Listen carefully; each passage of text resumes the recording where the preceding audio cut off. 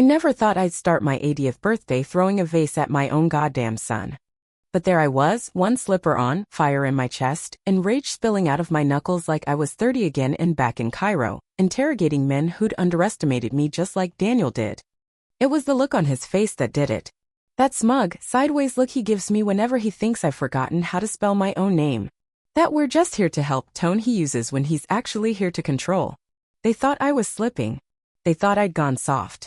But memory's a funny thing. I remember everything. He walked into my living room without knocking. Just barged in like he still lived here. Like this house hadn't been mine before he ever learned how to lie. And Karen, trailing behind him with her dried-out lip gloss and fake concern, had the nerve to call me Mom like it was some sort of spell to calm me down. I told them to leave. Simple. No screaming. Just 3 words: get out. Now. And you know what Daniel said? He smiled. That damn smile he's had since he was a boy. The one that used to charm teachers, parole officers, even my own sister once. He smiled and said, "Mom, you're being unreasonable. We came here to celebrate your birthday." Bullshit. There were no balloons. No cake. No ivy. Just a bunch of legal documents he thought I was too blind to read. He handed me a pen like I was going to sign away my goddamn life over tea and biscuits. "For your safety," he said. "You're not getting any younger. You ever want to know how it feels to be erased while still breathing? It's like watching yourself disappear in real time while everyone else claps." That's when I lost it. I threw the vase. Not at his head, though I thought about it. Just at the wall behind him. It shattered like thunder. Karen gasped like I'd pulled a knife. I stepped forward and let the rage roll out. "You come into my home with your paperwork and expect me to be grateful you remembered I'm alive? After ignoring every letter, every message, every goddamn birthday before this one? And now you think I'll hand over the last thing I own because I'm old and you're scared I'll burn the toast?" He blinked. Karen tried to say something, but I cut her off. "No. You shut up now. I've let you run your mouths for 5 years. I've watched you smile while cutting me out of my own life. You don't get to speak." I could feel my pulse in my teeth. It was a familiar rhythm, same as back in the day when I'd be undercover and someone would finally realize the harmless woman in the room was the most dangerous one there. I didn't tell them about the security footage, about the forged signatures, about how I knew they'd use my identity to take out a second mortgage they never intended to pay. I didn't need to. Their silence told me enough. They left that night without a word. Daniel slammed the door, of course. Dramatic little shit. Always was. And Karen? She muttered something like, "We tried." Tried what? Gaslighting me into a corner? Erasing me before I'm even cold? They didn't even bring a goddamn candle. After they left, I stood in the middle of my quiet, creaky house and just breathed. I could still feel the heat of the fireplace, but it wasn't the fire warming me. It was something else. Something older. Something sharp. See, what they don't know, what no one in this godforsaken family seems to remember, is that I was somebody before I was just grandma. I've walked through war zones in heels. I've outwitted men with guns. I've held secrets that could collapse governments. And they think I can't manage a bloody toaster? I walked over to my bedroom. It still smells like rose powder and mothballs, things they mock behind my back. But under the bed, in a steel box with a broken padlock and 3 strips of duct tape, is the past. I opened it. There, between an old service medal and a stack of letters from a man who died 23 years ago, was a folder. Inside, copies of the trust agreement. The real one. The one before Daniel got his hands on it. The one Ivy helped me recover. Sweet Ivy. She's the only reason I hadn't already burned everything down. That girl showed up with tears in her eyes and fire in her soul when they pushed me into a corner. She's not even my blood. But she's the only one who's ever really seen me. When Daniel tried to cut her off, she came straight to me. "They're saying you're forgetting things," she whispered. "They're saying you can't live alone." I remember laughing. "Well, if I start forgetting things, remind me to slap them." She laughed too, then cried, and I held her like she was mine. Daniel hated that. So after that showdown, I knew what needed to happen. It wasn't just about the house anymore. It wasn't about the money, or the lies, or even the betrayal. It was about legacy. Not the kind you write down in a will. The kind you etch into people's memory with fire. Because they forgot my birthday. Not just forgot. Ignored. Dismissed. I wasn't just invisible to them. I was inconvenient. In the way. A burden wrapped in cardigans and wrinkles. They forgot the most important day of the year. Not because they're busy. Not because they're bad at dates. But because in their minds I don't matter anymore. And that's the kind of forgetting you answer with a match. The next morning I made my tea a little stronger. No toast. No radio. Just silence. I sat in the armchair with my knitting needles and stared at the fireplace. Then slowly, methodically, I got up and pulled down the old black binder from the bookshelf. The one labeled Jane Smith's Recipes. Jane Smith never existed. That binder held blueprints, names, passwords, contingency plans. Because when you work in shadow, you learn to keep a few ghosts on hand.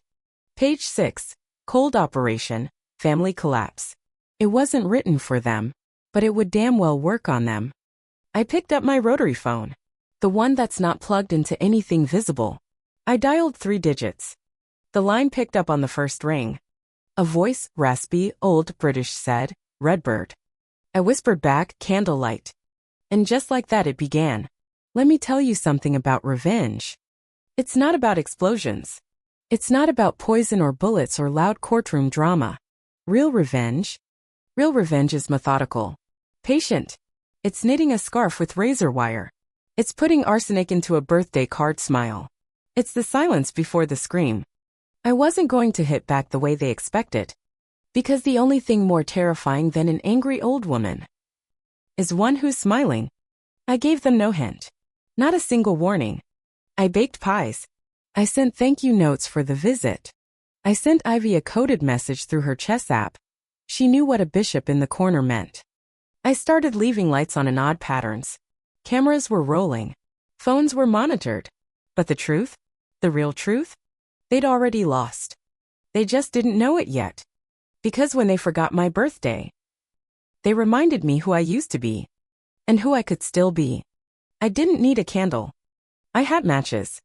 The next morning I woke up at 5 a.m. No alarm. No sunrise. Just instinct. Rage doesn't sleep. Neither do plans for war. I didn't stretch. I didn't groan. I sat up like a goddamn machine, just like I used to in the barracks before they turned the lights on. This time, no drill sergeant. No uniform.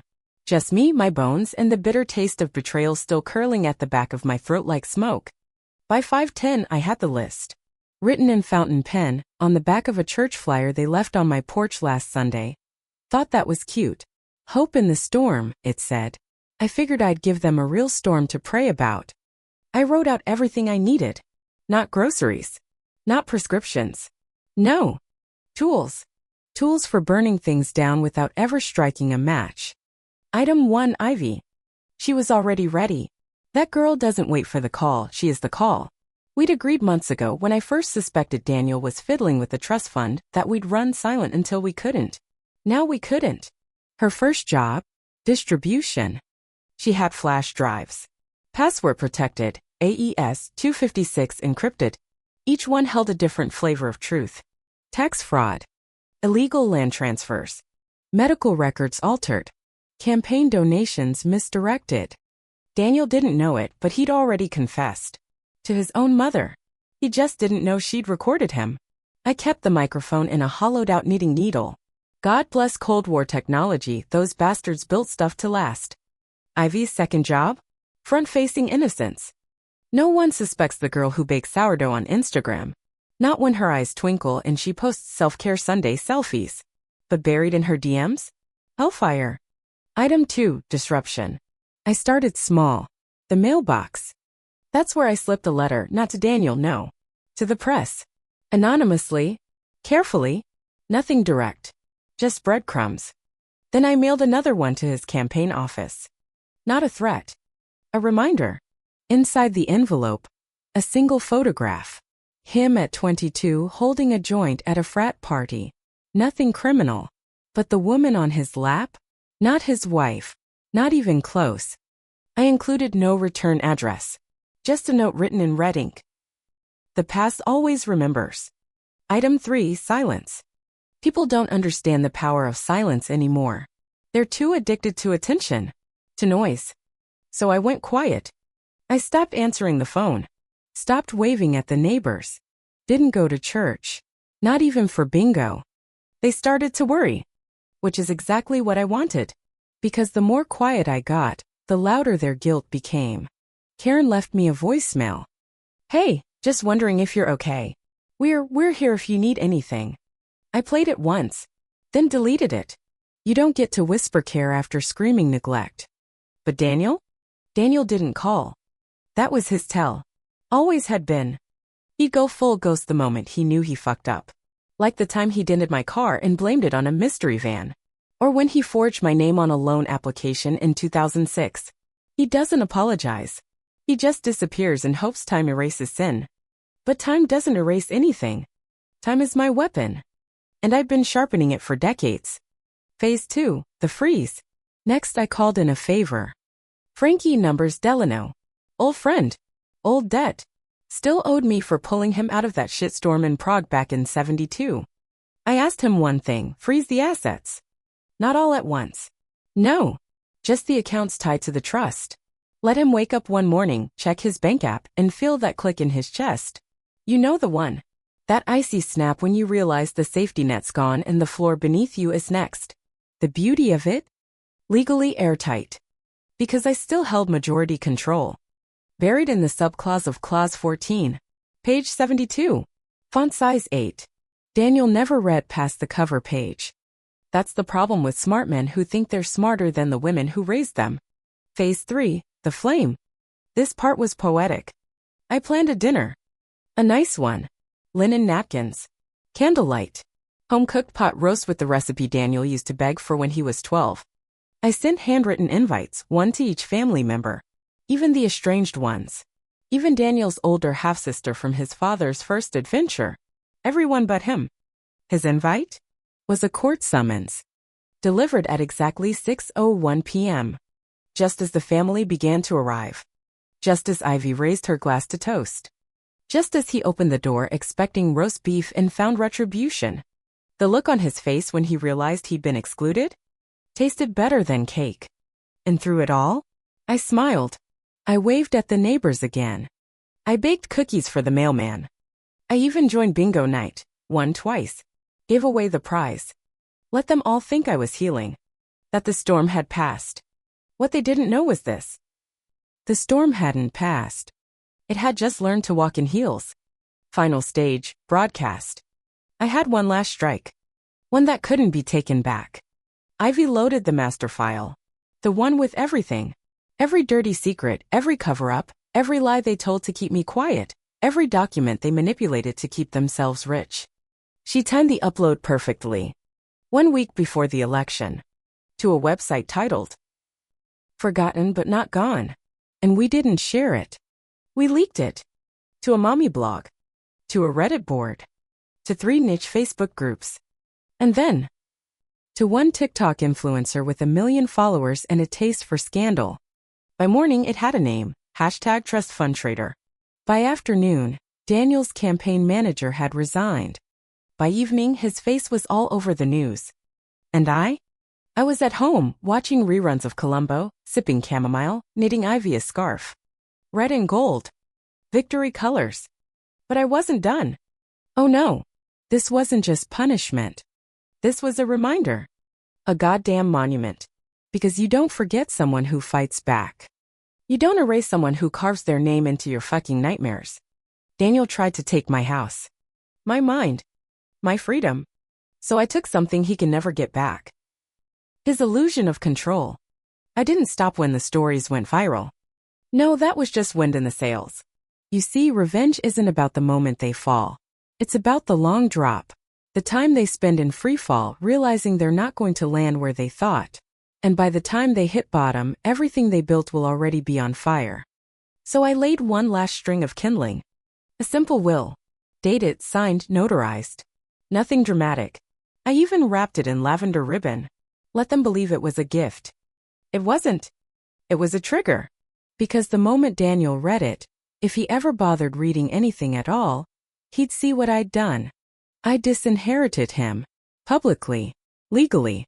Irrevocably. Every cent, every title, every brick of this old house now belonged to Ivy. And not because I wanted to reward her. No. Ivy doesn't need rewards. She needs protection. And Daniel? He needed to be seen. Not as the golden boy. Not as the polished politician. But as the leech he's always been. I just gave the world a better view. And oh, how quickly the world turned. Campaign donors dropped out in flocks. His face disappeared from signs. Talk shows turned on him like he was roadkill. Karen tried to go on a podcast, claimed I was mentally unstable, that I'd been manipulated. But she underestimated me too. Because tucked inside my safe was a video. A simple one. Just her, 3 years ago, drunk on Rose, telling Ivy that if I dropped dead soon, it'd be a blessing. She laughed when she said it. I didn't. That clip? Sent anonymously to every major media outlet in the state. Suddenly, Karen wasn't the voice of reason anymore. She was the vulture with pearls on. A predator in Pilates pants. Her sponsors vanished. Her brand deals dissolved. All that effort to become an influencer? Gone. Like ash on the wind. And still I didn't gloat. Not out loud. Because vengeance isn't about volume. It's about precision. And my precision was art. I called in the city inspector. Asked them kindly to revisit Daniel and Karen's estate. I'd heard the pool house wasn't up to code. Neither were the solar panels. Funny how quickly the fines piled up. Funny how fast people stop defending you when they think you're not rich anymore. They couldn't sell the house fast enough. But no one wanted it. Not with my name in the headlines and a trail of skeletons spilling out of their linen closets. They started getting desperate. First the cars. Then the jewelry. Eventually, Karen started pawning off wedding gifts. Daniel took a job consulting. You know how pathetic a fallen politician looks when he's begging for LinkedIn endorsements? Exactly as pathetic as he deserves to look. But me? I was just getting stronger. Not physically, no. My knees still ache. My hands still stiffen in the morning. But inside? I was steel. Sharper than I've ever been. And for the first time in years I felt seen. By the mailman who winked and said, "Love the headline." By the nurse at the clinic who whispered, "You're kind of a badass." By Ivy who smiled with that knowing, dangerous grin and said, "They'll never forget you now." And they won't. Because forgetting me was their first mistake. Trying to erase me was their second. Their third. Underestimating how far an old woman can go when she's got nothing left to lose.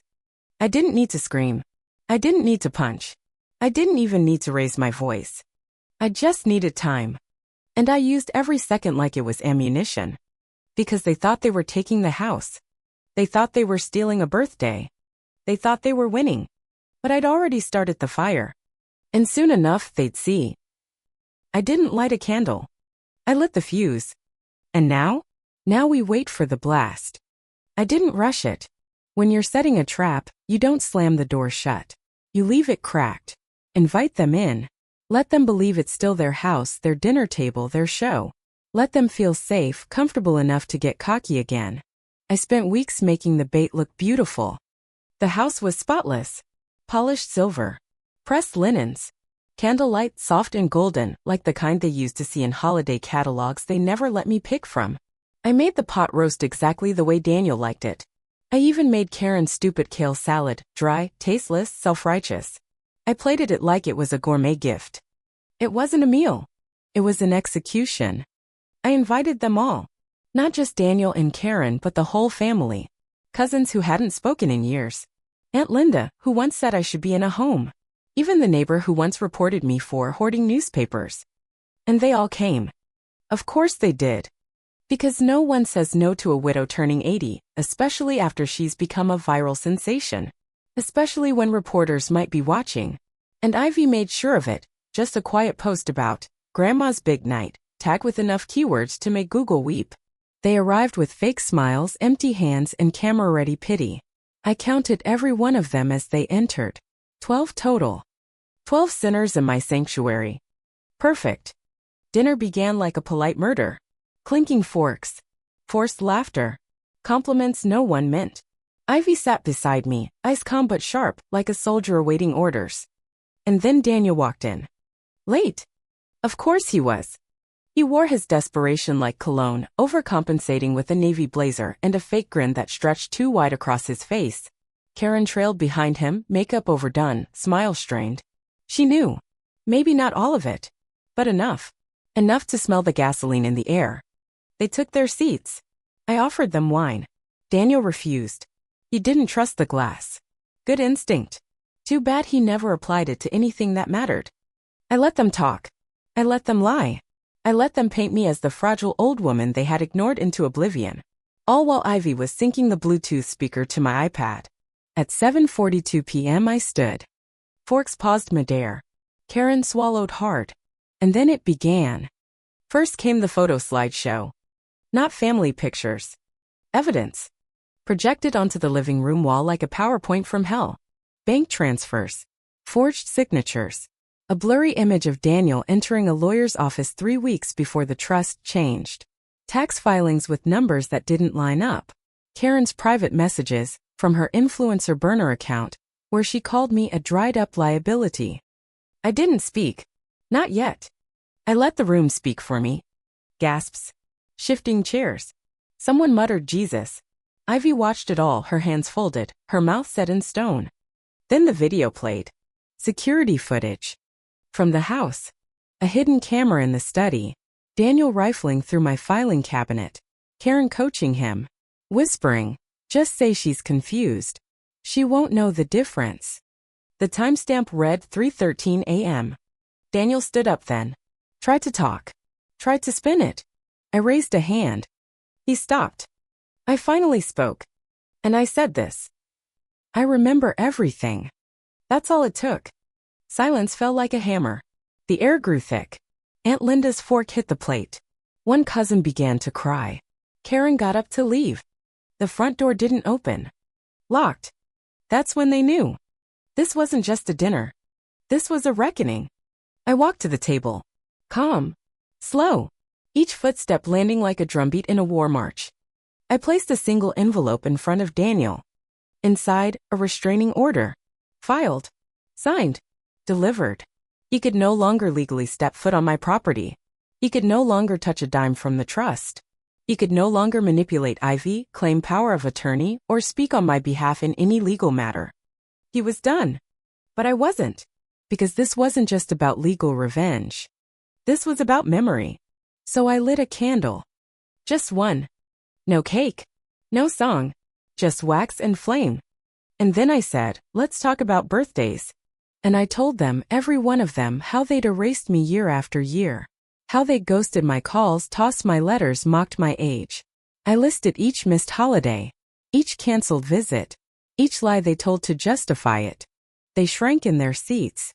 And I kept going. I told them how they laughed behind closed doors. How Daniel had once joked that my funeral would be the cheapest event of the year. How Karen had whispered that I smelled like mothballs in desperation. And I told them how it felt. To sit alone in a house I built. To hear the wind but never the doorbell. To wait for love that never came. By the time I was done, half the table was in tears. Good. Let them feel something for once in their lives. Let them choke on it. Because this wasn't about guilt. This was about justice. And justice wears a grandmother's face. The camera Ivy had set up live-streamed it all. Not to the public. Not yet. Just to one private group chat. One that included every journalist who'd begged me for an interview. One that included Daniel's campaign donors. One that included his political opponent. They didn't need headlines anymore. They had the truth. Raw. Unedited. Undeniable. By the time the doors unlocked, no one moved. They didn't thank me. They didn't speak. They just left. One by one. Ghosts of a family I no longer recognized. All except Ivy. She stayed. She helped me clean the dishes. We didn't speak. We didn't need to. We just existed together in the silence they left behind. And as I scrubbed a wine glass, I looked out the window and smiled. Because somewhere a fire had started. And this time they would all see the smoke. The thing about fire is, it doesn't stop where you tell it to. I thought it would end with the dinner. That after I showed them the truth, after I dropped the axe, they'd go away. Crumble quietly. Slip into shame and let their own guilt chew them up from the inside. But Daniel doesn't know how to lose in silence. He came back. Not to the house. He knew better than that. No, he came back online. Started tweeting about elder abuse.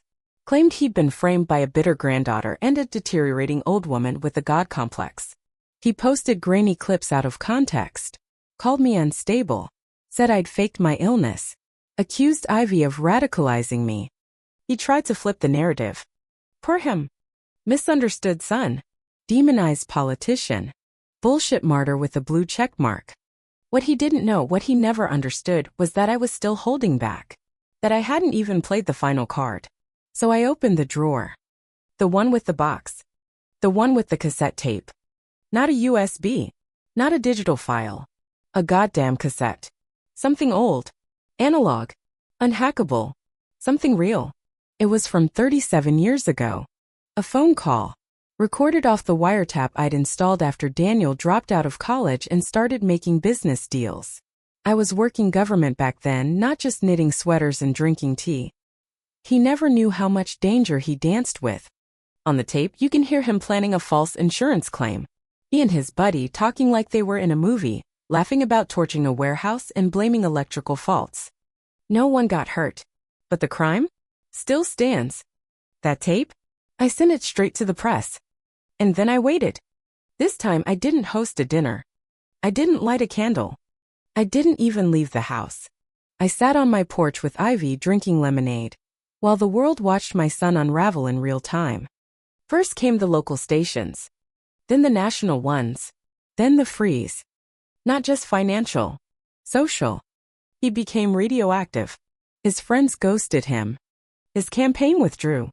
He lost his endorsements, his interviews, his podcast invites. Karen left. Quietly. Slid out of the narrative like a snake shedding skin. He tried to sue. Filed papers against me. Claimed defamation, fraud, elder manipulation. The judge dismissed it in under 5 minutes. Want to know why? Because I beat him. Fair and square. With law. With truth. With time. And for the first time in my life I felt full. Not happy. Not satisfied. Just full. Because the hole they left in me, the years of neglect, the silence, the birthdays they tossed like trash, wasn't something I could patch with cake or parties or fake apologies. But this was something different. Not revenge. Remembrance. Because I wasn't the woman they thought I was. I wasn't the story they wrote for me. I was the author. I was the fucking fire. And now the whole world knows it. Ivy still visits. She brings flowers. She cooks. She laughs. Sometimes she brings her friends and they ask me about the birthday incident, like it's some kind of legend. I tell them the truth. All of it. No edits. No apologies. And before they leave, they always ask the same thing. Do you regret it? And I say this. No. Because I didn't light a candle. I lit a fuse. And in the end, it wasn't just for me. It was for every woman erased by age. Every mother betrayed by her children. Every name they tried to bury in silence. I made them remember. And that's a birthday gift worth burning for. I thought the fire would fade. That once the smoke cleared, once the paper stopped printing my name, once the digital noise settled back into static, I'd sit in this house and feel empty, spent, maybe even sorry. But it's strange. When people stop pretending you're invisible, the world feels louder but so much clearer. The week after the collapse, everything slowed down. Like time knew it had run its course and was letting me breathe again. The air didn't feel as heavy. My steps didn't creak quite as loud. And for the first time in 20 years, I wasn't waiting for anyone to show up.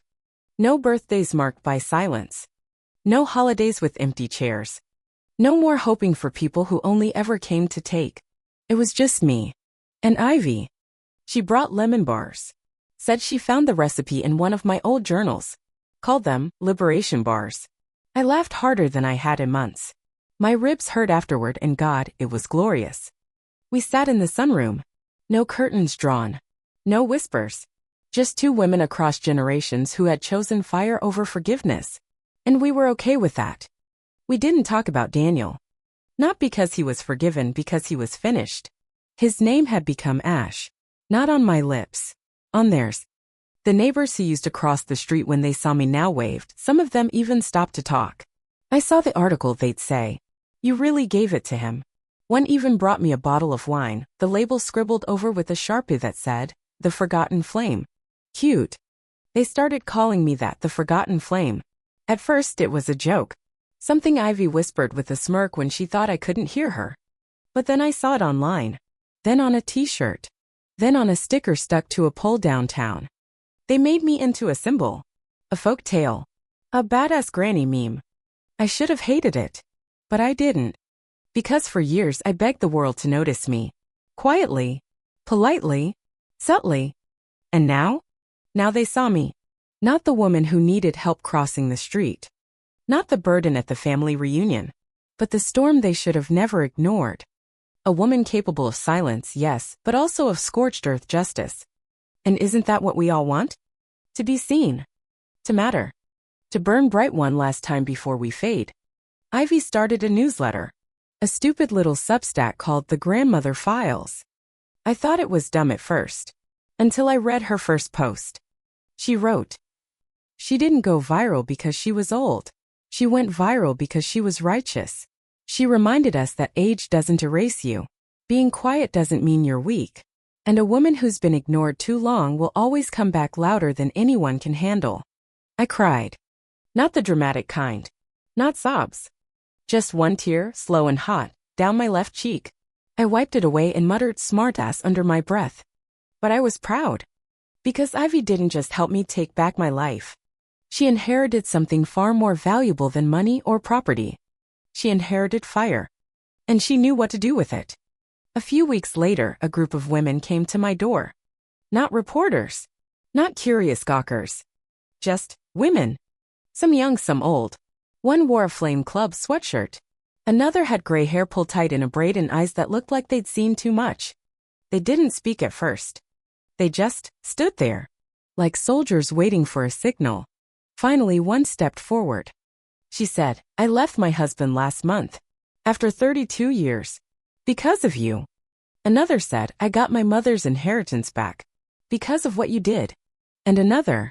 They said I was crazy. That I should sit down and behave. But I stood up. And I burned the whole fucking thing down. They didn't want autographs. They didn't want advice. They just wanted to stand near the place where it started. Where someone like them had said enough. I invited them in. We drank tea. We didn't talk about Daniel. Or Karen. Or the court case. We talked about the things women bury. The rage. The silence. The 1,000 small deaths we endure so we don't make others uncomfortable. And we talked about how beautiful it feels to stop shrinking. To take up space. To ignite. It wasn't all headlines and empowerment circles. There was aftermath. There was grief. Because no matter how justified it was, what I did still cost something. There are nights when I wake up and remember Daniel as a boy. Before the lies. Before the ego. Before the rot. I see him running through the hallway with a plastic sword, pretending he was a knight. I see him making me Mother's Day cards out of cereal boxes and glitter. I remembered the way he used to hold my hand when he was scared of thunder.